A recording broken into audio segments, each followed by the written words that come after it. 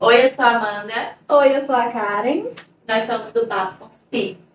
E hoje nós estamos gravando aqui em pleno sábado, véspera de Dia dos Pais, para falar sobre paternidade. Nosso tema principal de hoje é paternidade. Para nos auxiliar nessa conversa, nesse papo, hoje a gente recebe um convidado muito especial, que é o Márcio. Também é psicólogo, é pai de duas meninas lindas que estão aqui no nosso cenário, também nos acompanhando na gravação. E, Márcio, por favor, se apresente. Ok, gente, bom dia. Agradeço de antemão o convite das queridas colegas Amanda e Karen Paiva, duas psicólogas pesadas de São Luís, né? E é uma satisfação muito grande estar aqui, né? Aceitei o convite com muito amor, com muita honra. Sou pai de duas meninas, né? Duas meninas lindas que estão aqui, uma de 15 e uma de 12 anos. E também, como as colegas falaram, né, exerço a profissão de psicólogo, né? E justamente por esse saber da psicologia, por exercer a profissão da psicologia, que talvez se torne maior a responsabilidade de ser pai, né, cara? Inclusive, por ser pai, né, de duas meninas, numa sociedade, né, que luta contra o machismo, contra o patriarcado, né? Então, é um desafio, né, confesso a vocês. Mas um desafio que a gente ama, né? Que a gente leva com muito amor todos os dias. E é isso, obrigado, Luiz. Há quanto tempo tu é psicólogo? Bom, a minha graduação, ela foi concluída em 2019 e logo que eu graduei, eu tive a oportunidade de ingressar no trabalho como psicólogo, né? A minha primeira experiência foi como terapeuta em um contexto baseado em análise do comportamento aplicada, né, para pessoas, em especial crianças e adolescentes, dentro do transtorno do espectro autista. Fui treinado por uma grande doutora aqui de São Luís, que é a Flávia Neves, e também, na época, pela Larissa Lacerda, uma grande analista do comportamento também. E logo também tive a oportunidade de trabalhar junto com a Universidade Estadual do Maranhão como psicólogo clínico, né?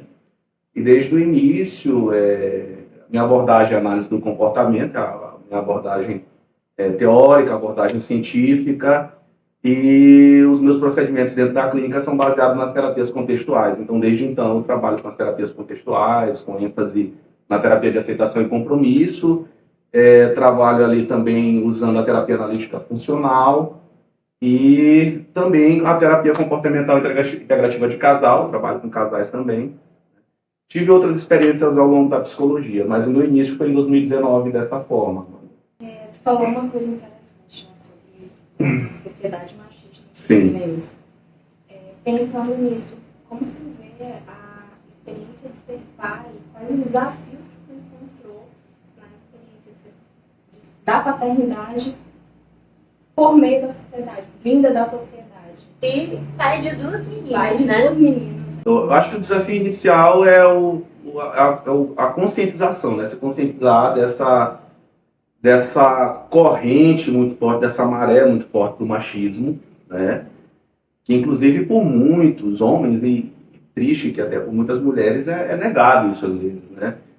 Mas eu acho que o primeiro desafio é a conscientização, que eu acho que surge muito a partir do conhecimento também, da leitura, de quem você ouve, a partir de quem você se baseia. E eu penso que o segundo desafio, apesar de ser segundo não menor, é essa desconstrução todo dia, né? Desse homem, né, em sociedade, onde a expectativa, né, dos comportamentos dele é desse homem truculento, desse homem vulnerável, né, desse homem forte. Dentro desses desafios, surgem alguns sentimentos, né, como preocupação, de como eu estou agindo com minhas filhas, né. Valorizo muito alguns que surgem a partir de atos que eu tenho, de comportamentos que eu tenho, e que depois eu consigo me criticar, né, que sentimento de culpa, de arrependimento, eu valorizo esses comportamentos. Então é importante reconhecer também, Karen e Amanda, que por mais que eu conheça um pouco disso, desses desafios, eu estou sujeito a de vez em quando ser levado pela corrente, né?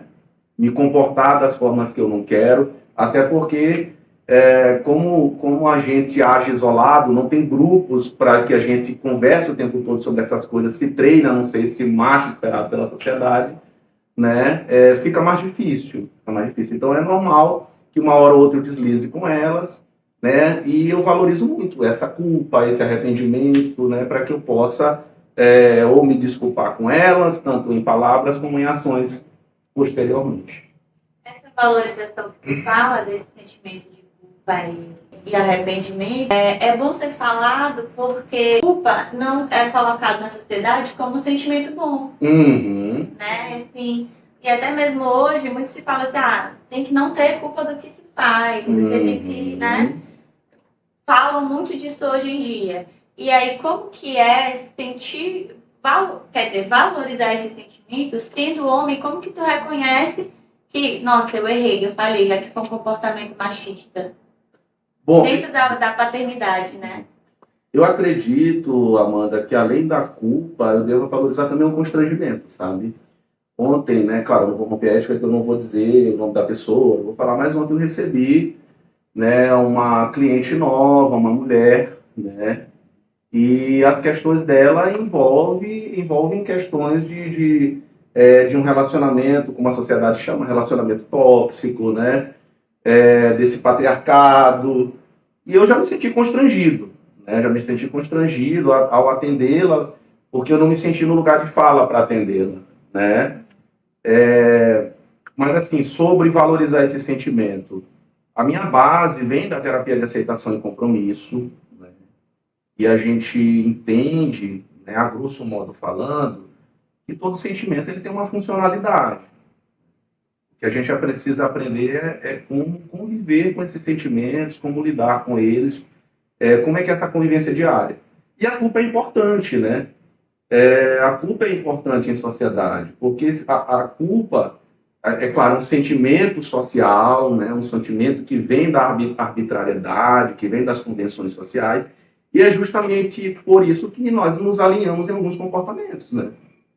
Então, essa culpa, ela é importante porque ela mostra o quanto para mim é importante não ser esse homem que reproduz, né, essa cultura tóxica do homem, né? Em especial do homem branco, do homem cis. E muito legal você falar isso, porque a gente sempre, como você falou, a culpa ela tem esse lugar na sociedade, né, de um sentimento de que você não deve sentir, você deve seguir e tal.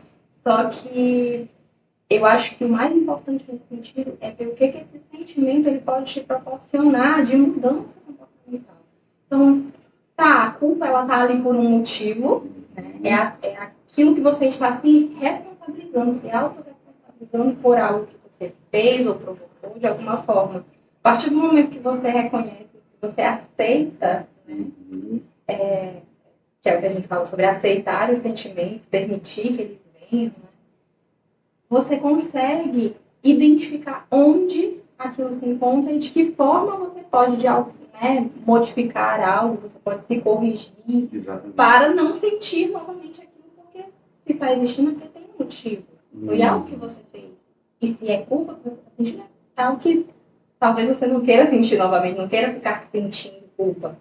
A função é essa da gente aceitar um sentimento e valorizar esse sentimento. Não é continuar sentindo ele repetidamente. Pronto. É você buscar uma forma de não sentir mais, de corrigir o que precisa ser. Pronto. O problema do sentimento é ele te imobilizar, te incapacitar. A partir do momento que ele está te movendo em direção a funcionalidade dele dentro desse contexto.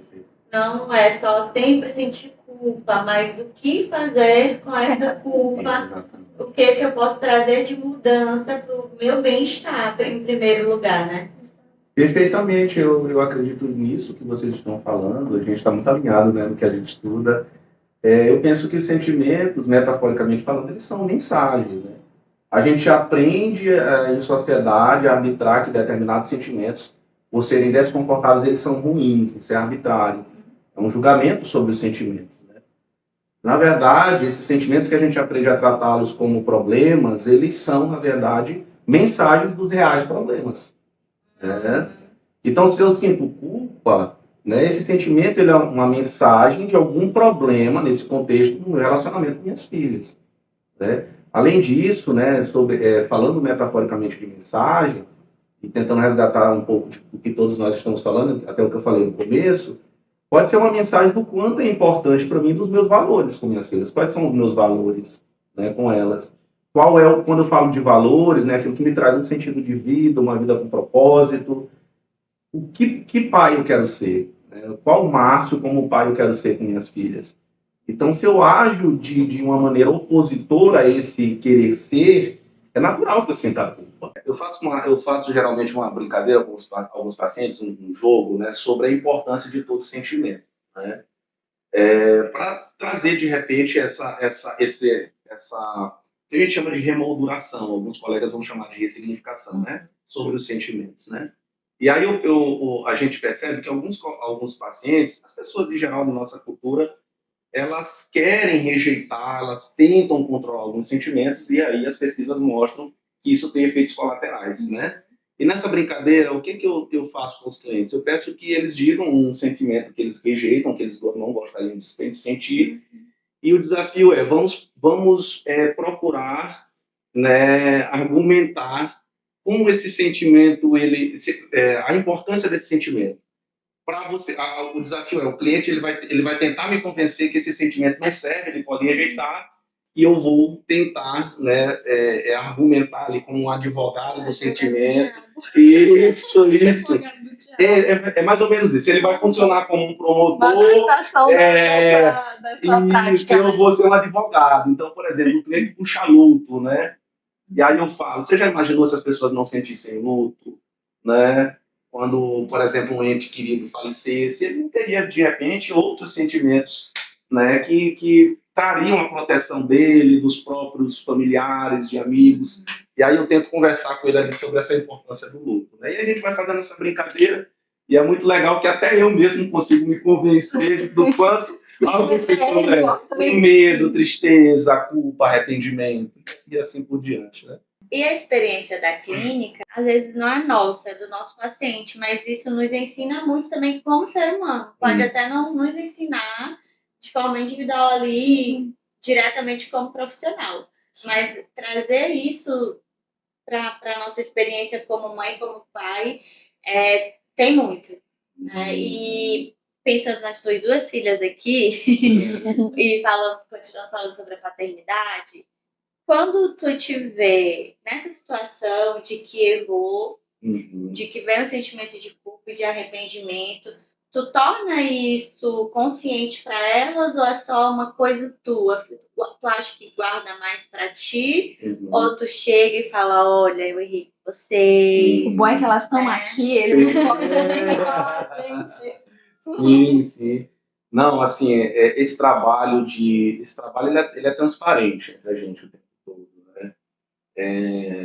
Não, eu não guardo só para mim, né? Então, esse é um trabalho tanto posterior à ação, né, que foi inadequada, né, a ação que foi rejeitada no sentido daquilo que eu não valorizo, e isso também é falado no dia a dia. A minha esposa, né, a minha mulher descobriu outro dia, né, através de um jornalista que eu gosto muito, intelectualíssimo, né, ele dizendo, olha, você tem envolvimento com a sua companheira, né, sua mulher, a esposa é na hora do casamento, né? Ela descobriu isso outro dia.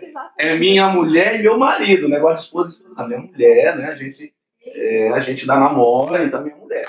E a minha mulher, ela é formada em história, né, ela é formada em direito também, né? É uma mulher preta, né? Então é uma mulher super empoderada, super construída, e aí ela participa dessa educação. Então assim, os nossos cafés da manhã, os nossos almoços, os nossos jantares, eles são muito pautados nessas temáticas, né? Temáticas do machismo, as temáticas do feminismo, né? Temáticas antirracistas, né?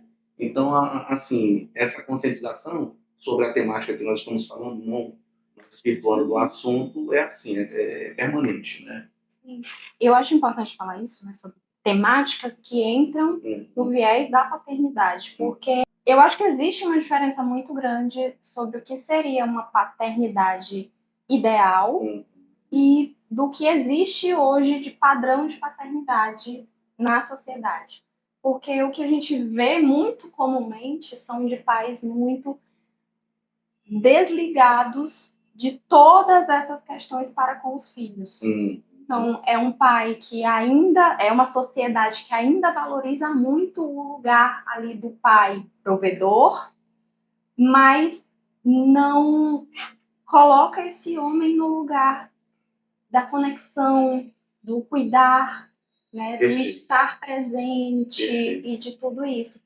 E eu não sei até que ponto isso chega para os pais. Então a gente vê muitas mulheres, muitas mães colocando isso como um desafio. Ainda é um grande desafio. Ainda é um grande desafio. Mas talvez para as próximas gerações, né, buscar educar os futuros pais, já conseguir dar a importância dessas outras questões, não apenas verificar se falta algo para o filho, se está vestido, se está na escola, se está com saúde, mas qual a conexão, qual a preparação que esse filho tem para enfrentar o mundo, quais os desafios que ele pode enfrentar, se ele vai enfrentar racismo, se ele vai enfrentar bullying, quais as estratégias que ele tem para lidar com isso, de que forma isso chega para a família, se ele tem liberdade para falar sobre isso. Karen, a partir disso que você falou, daí a importância do constrangimento e da culpa, né? Porque essa culpa que a gente está falando, esse constrangimento, é a partir da crítica, né? Não é simplesmente de pressões sociais. Então, por exemplo, eu me sinto constrangido, né, quando eu vejo a minha esposa mais engajada no zelo de algumas coisas que vêm das pressões sociais do que eu. Por exemplo, o zelo da casa, né, da organização da casa, o zelo das roupinhas delas, né, o zelo. E aí a gente vê como isso é construído a partir da expectativa de gênero. Porque sexo é o biológico, né? E gênero são aquelas expectativas sobre como o sexo deve se comportar. Né? Certa vez eu estava com minha esposa em Açailândia, a gente fez uma viagem e a gente precisou ir lá na casa de uns amigos e a gente estava na porta lá de uma casa e saiu duas crianças, um menino e uma menina, assim, quase da mesma idade, eu acho, ali, digamos que 5, 6 anos, né? O menino chega com uma bola, um carrinho, e a menina chegou com um fogão e uma bonequinha, uma bebezinha, né? Então, como isso vai sendo construído, vai sendo, né? Desculpa os analistas do comportamento, isso vai sendo introjetado, eu vou me apropriar do termo de outros colegas, a gente consegue dialogar. Como isso vai sendo implantado, instalado desde a infância, ali, da primeira infância, né? Então, olha como esse constrangimento ele é extremamente necessário.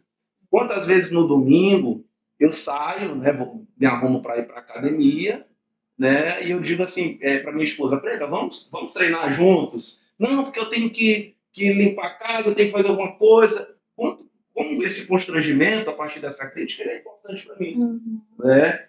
E é isso, gente. Eu acredito que essa desconstrução, como você falou, vai ser a longo prazo, além dos meninos, né, que precisam ser desconstruídos, que serão pai, né, que precisam ser desconstruídos a partir disso que a gente está falando.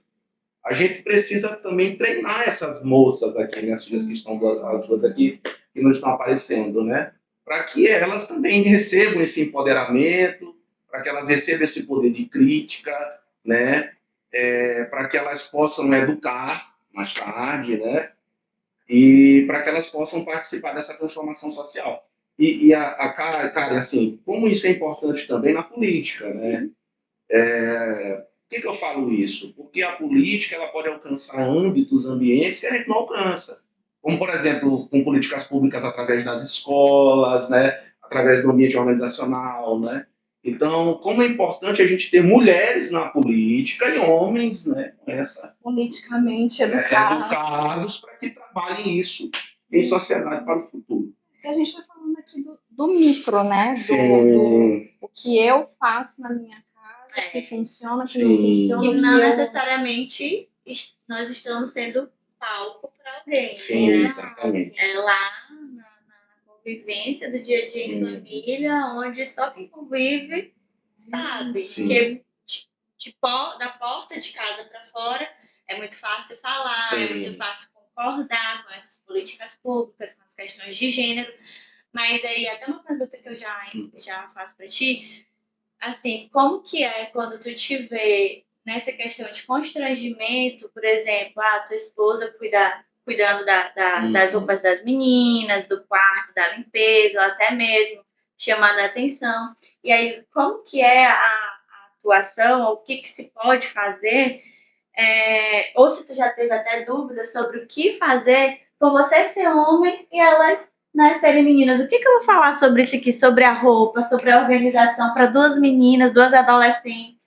Como que eu posso falar de forma educada, respeitosa, sendo que não é o meu lugar de menina, não sou a mãe onde tem mais experiência nesse quesito. Por exemplo, da questão da fase menstrual. Sim.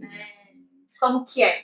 Bom, primeiro, eu também respeito alguns limites meus, né? Então, e limites delas também.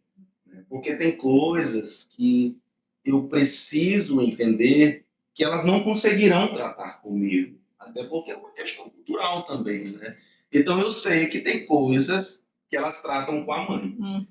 Olha, eu não quero fugir da tua pergunta, mas assim, eu descobri, né? É um cabra andando lá em casa, né? É um cabra andando lá em casa. Para ficar claro aqui para quem está nos assistindo, quem vai nos assistir, a audiência, é um cabra que é um namorado da minha filha de 15 anos, né? Carinha dela. Eu busquei sempre, né, não ser coercitivo ou sinalizar que eu seria nessa questão, né? Às vezes, hoje, a minha mulher, né? A minha mulher diz assim, meu Deus, Márcio, tu é muito mais permissivo do que eu em algumas coisas. Né? É coisa de psicólogo, né? Mas eu soube deste namoro, eu acho que uns 4 meses depois. Mas não foi por conta da minha filha. Foi 4 meses, filha? Ela Depois? na conta. A mãe soube muito primeiro. Mas olhem só. Depois eu descobri, né, ela conversando comigo, pai, não foi um medo meu, foi um medo de mamãe. E olha que minha mulher, ela me conhece. A gente conversa sobre essas coisas. Mas ela se privou. No começo eu fiquei um pouco decepcionado, fiquei um pouco triste por não saber junto, porque eu queria participar desde o começo. E aí vem o trabalho da compreensão, né? Da compreensão, entender a história de vida da mulher, a história de vida individual e dela como mulher em sociedade. Né? O porquê desse medo da minha esposa?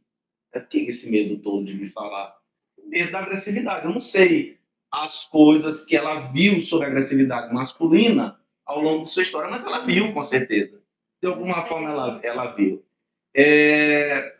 Sobre como retratar, de alguma forma, algum comportamento meu, acho que foi mais ou menos nessa linha que tu começou, né?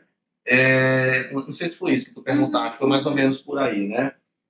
Bom, eu vou muitas vezes diretamente nas minhas limitações e digo para elas, né, das minhas limitações como homem, né, das dificuldades de acolher algumas coisas delas como mulheres e é isso mesmo, de maneira transparente. Eu não sei se foi mais ou menos aí a tua pergunta, porque eu fugi um pouco, né? Não, sim, mas é bom frisar que tu respeita e precisa saber os limites. Então, Sim. ainda sendo homem e sendo acessível para mudar e transformar esse contexto machista, ainda precisa saber que mesmo quebrando esses conceitos dentro do dia a dia, ainda assim se tem limites e precisa ser respeitado esses limites.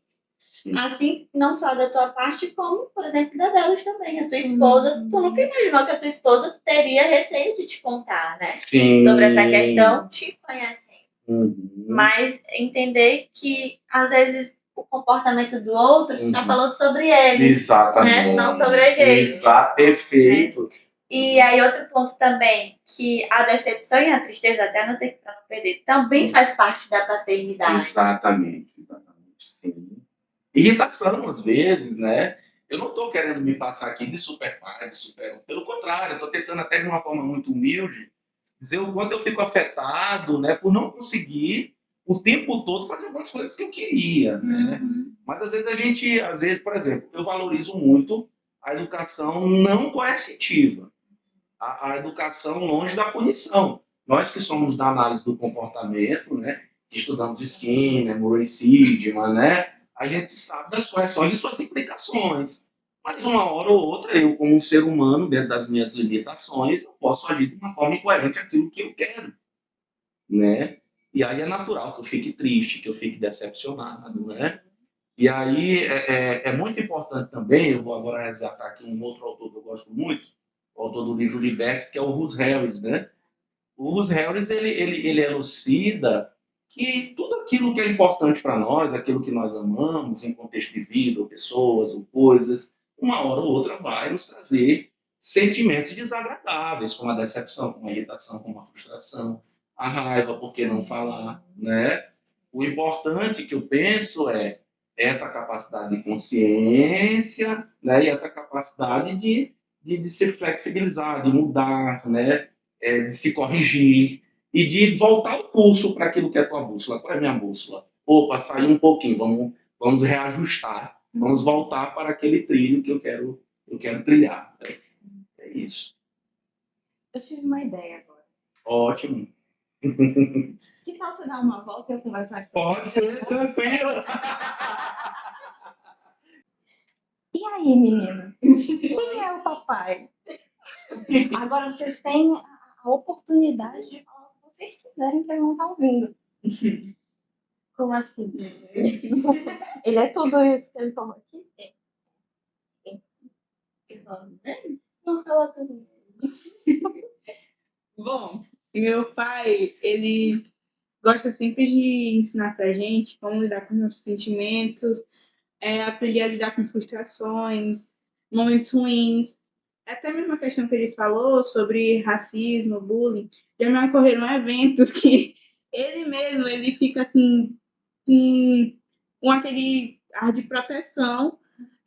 Ele já foi na escola, resolveu situações e tenta sempre conversar comigo sobre como aprender a lidar com os sentimentos.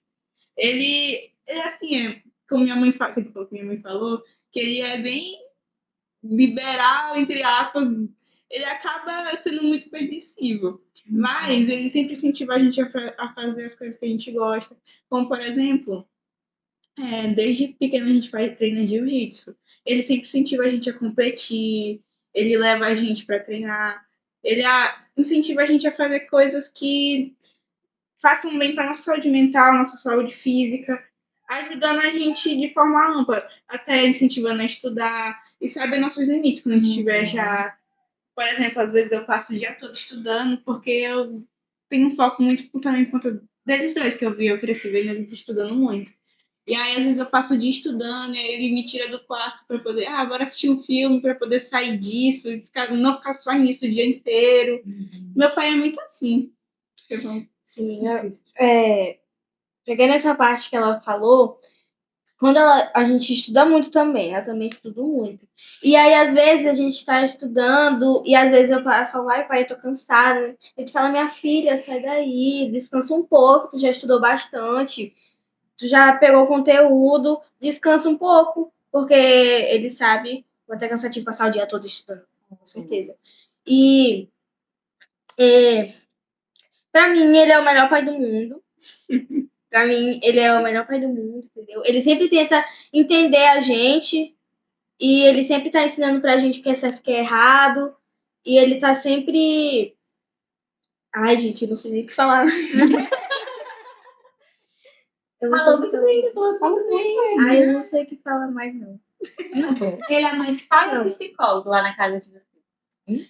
Eu acho que uma mistura dos dois. Sim. Ele tenta compreender a gente e ele também... Ele tenta conciliar as duas partes, sem ser... Além da psicologia, ele também tem a parte afetiva de ser pai com a gente, de tratar a gente com carinho, com amor. Ter aquela parte de saber que ele pode conversar com a gente sobre qualquer coisa. levar a gente para lugares para poder conhecer, gostar de coisas. Tem coisas que a gente gosta justamente porque ele mostrou para poder ter vínculo afetivo com a gente em momentos. Como, por exemplo, escutar músicas, rock, MPB, que uma coisa que eu gosto muito por conta dele. Leitura, ele adora ler livros e a gente acaba lendo bastante também por conta dele. Ele leva a gente para lugares que ele gosta, né? Por exemplo, ele gosta muito de ir na praia, ele gosta muito do Vasco também, incentivando a gente desde pequena a torcer pro time. A gente não, quando a gente, por exemplo, a gente não assistia um jogo do Vasco, ele fala assim: vocês não são mais vascaínos. Já faz drama. Ele faz drama. Ele faz drama. A gente pode assistir todos os jogos e não assistir um. Ele fala: vocês não são mais vascaínos. Eu não assisti mais o jogo do Vasco. Mas Eu acho que uma coisa importante falar é que, como o Márcio falou aqui, ele formou em 2019, né? E acho que principalmente ela que é mais velha, tu sentiu alguma diferença do modo dele de ser pai antes e depois da faculdade de psicologia? Senti algumas diferenças. Ele sempre foi presente, né? Uhum. Mas ele começou a ser mais, como eu posso falar,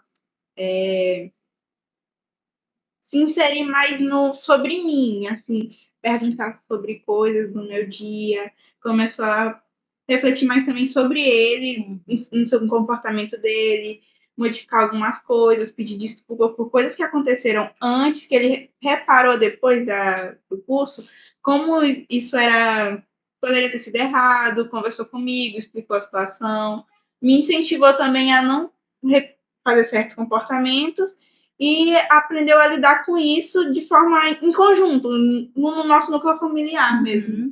Então, será que a gente poderia dizer que é possível aprender a ser um pai melhor? Mesmo depois de adulto, Já depois de todas as adulto, até depois de experiências. ser pai, é possível aprender a melhorar como pai? Eu acredito que sim, acredito que as pessoas podem se conhecer melhor depois de adultos, aprenderem a lidar e refletirem sobre os seus erros no passado, aprendendo a se conhecer e reconhecer seus erros, como vocês falaram sobre o sentimento de culpa, aprender a perceber que aquilo foi errado, sentir culpa, se desculpar, procurar reverter os erros, mesmo que não seja possível reverter todos, tentar de uma maneira amenizar eles. Bom, gostei. Perfeito, meninas. Muito obrigada Gostei pela demais. participação de vocês. Vocês querem falar mais algo para encerrar essa participação? Quer deixar uma mensagem para o pai de vocês? Amanhã é dia dos pais. Vocês já compraram o presente para ele? Já. Já tem uma mensagenzinha no presente? Ou para o pai de vocês, ou para os pais que podem assistir o episódio em algum momento. Acho que para os pais a mensagem é que vocês deveriam refletir sobre seus comportamentos com os filhos e sobre vocês mesmos. E para o meu pai, que ele cresceu muito e aprendeu cada vez mais a melhorar como homem, como pai em sociedade. Eu admiro muito ele. que ele é um ótimo pai, que ele sempre tá ajudando não só eu, como ela também, e minha mãe, e que ele é um ótimo homem, ele é um exemplo de pai, de filho e de marido. Muito bem. Ok, muito obrigada, meninas. Então a gente pode chamar então agora o pai de Bora. né? Tá, então vamos chamar ele de... As meninas falaram várias coisas, né? Bem importantes. E uma das que elas falaram foi que elas, principalmente ela observou a tua mudança de antes de ser psicólogo e depois de ser psicólogo, Sim. né? E aí a gente concluiu aqui que aquela música que tem de Gabriela, que eu nasci assim, eu vou morrer assim, é errada. Síndrome de Né? Gabriela. Não Perfeitamente, existe. perfeitamente. Porque a gente nasceu de um jeito, com as nossas experiências, nos tornamos de um jeito, e quando a gente toma consciência dessas experiências, a gente pode decidir se muda ou não. Sendo que a mudança ela também não é fácil, Sim. né? E principalmente de hábitos, de pedir desculpa, né? Porque ainda tem muito esse contexto de machismo, por exemplo.